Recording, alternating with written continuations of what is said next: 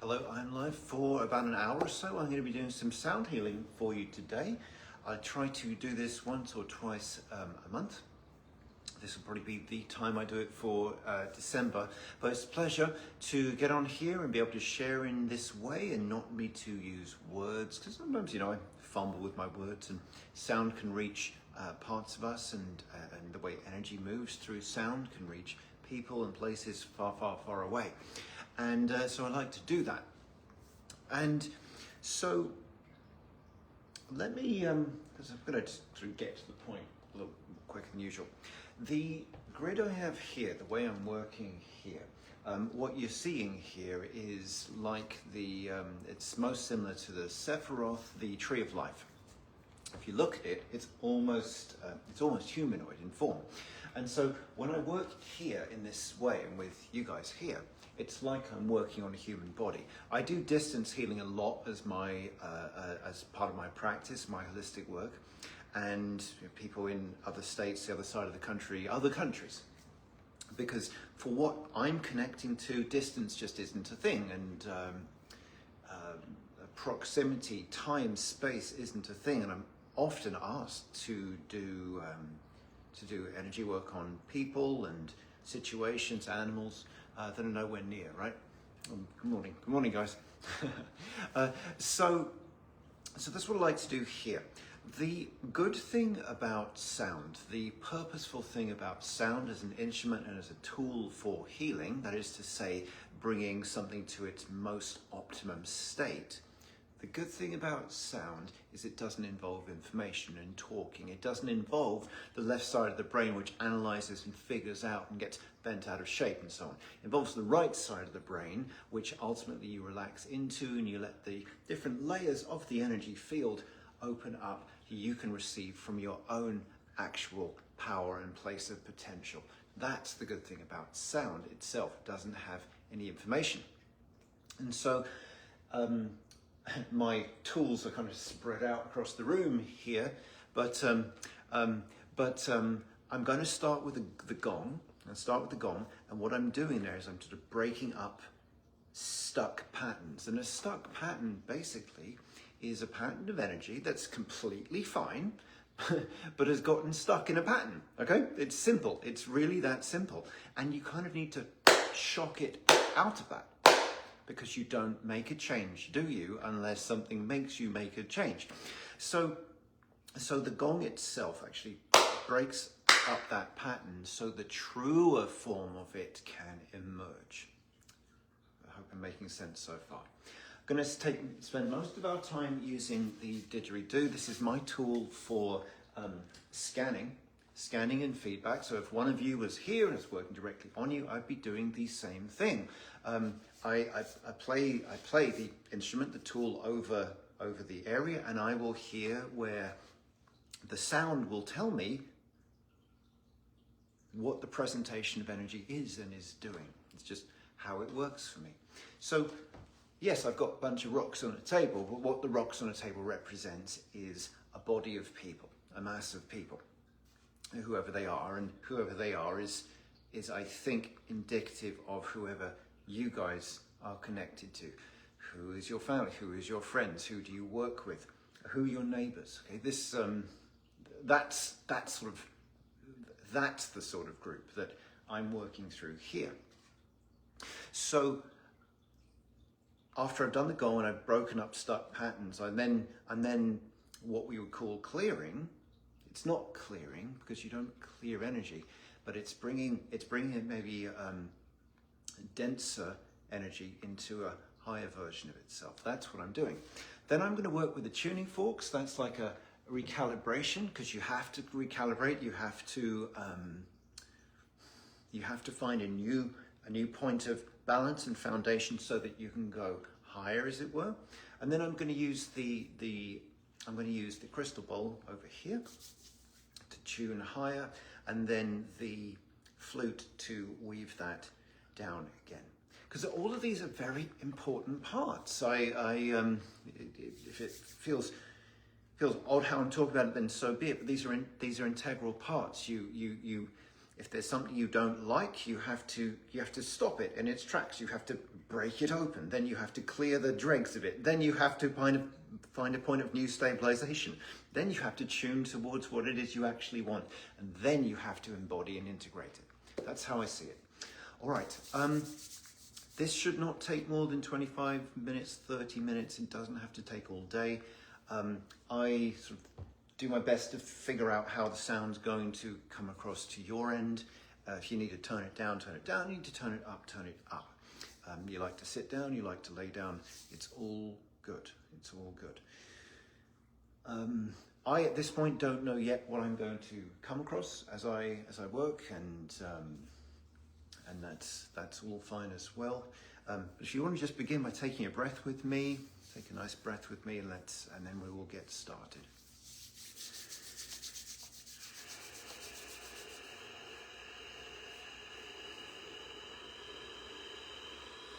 Yes, we begin by breathing into our center.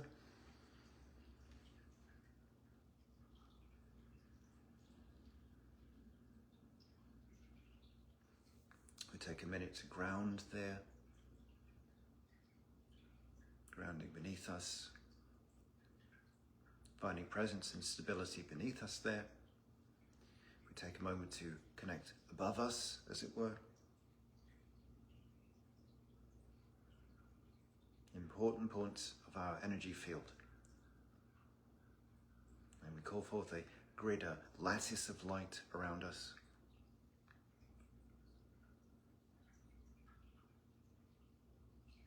And we breathe as we feel that. We allow ourselves to be directed by our higher presence, our higher self.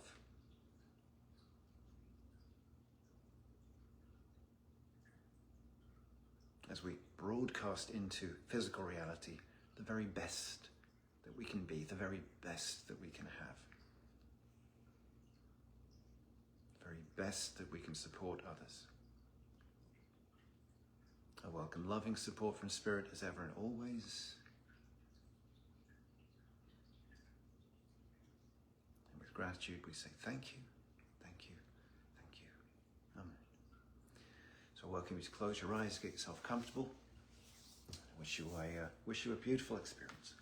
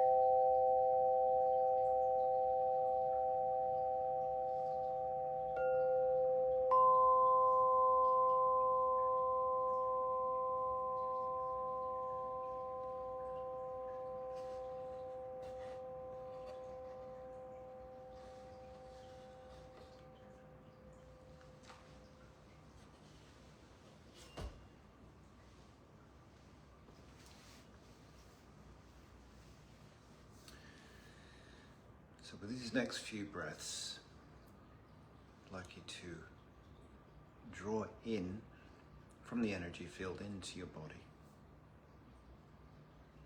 It's not making you smaller, it's making you stronger.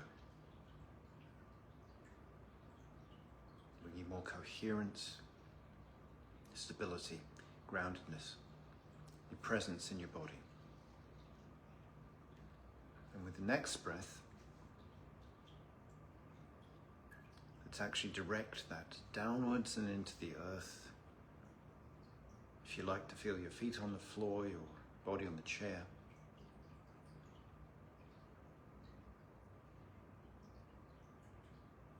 But we're anchoring your presence in your body and your presence into the earth. Take a breath there.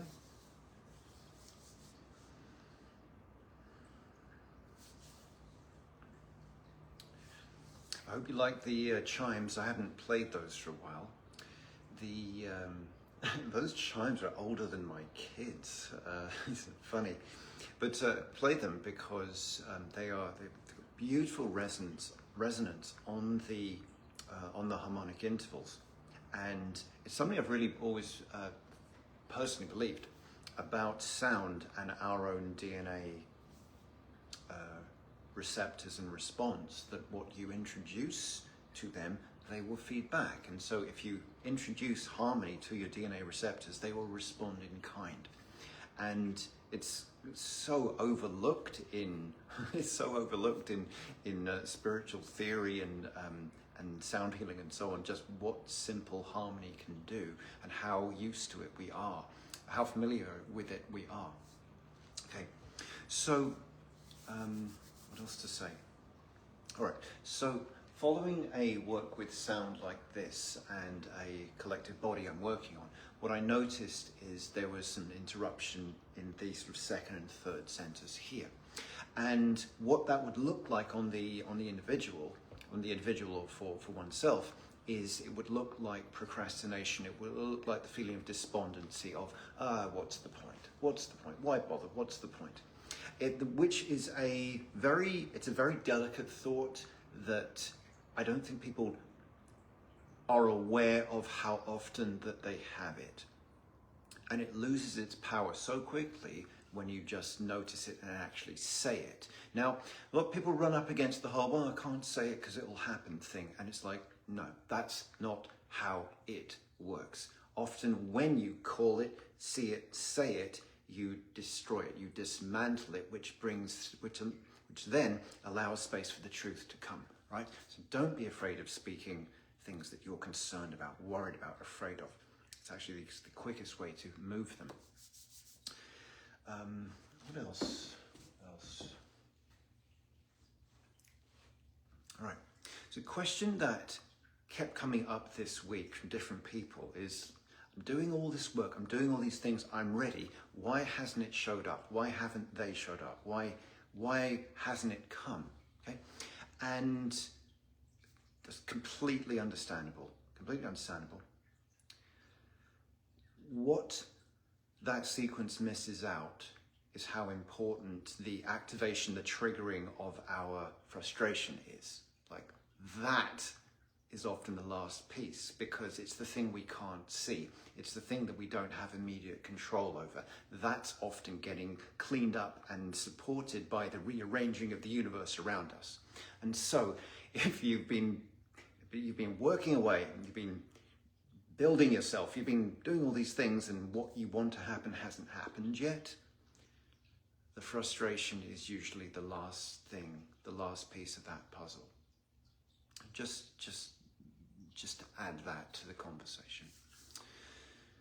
Okay. Well, thank you for staying with me.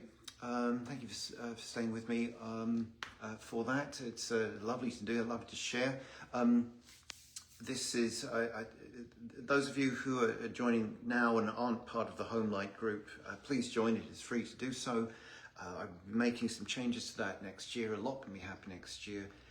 But we have a wonderful group of people, and if you join just for that, it's worth it, I would say. Take a breath with me if you will, please.